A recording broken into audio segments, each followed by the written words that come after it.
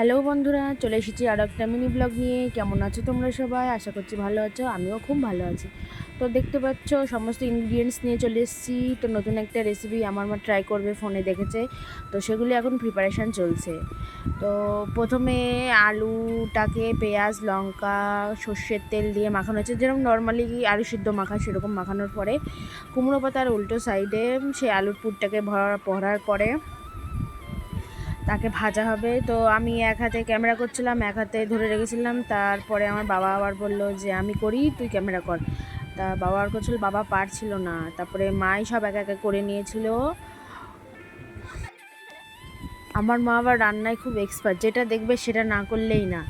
তো তারপরে মা সব কিছু একা একা করে নিয়ে রোল টাইপের করেছিল, করে নিয়ে ময়দার মধ্যে সেই কোট করে তারপরে বেসনে ডুবিয়ে গরম তেলের মধ্যে একে একে সব কিছু ছেড়ে দিয়েছিল।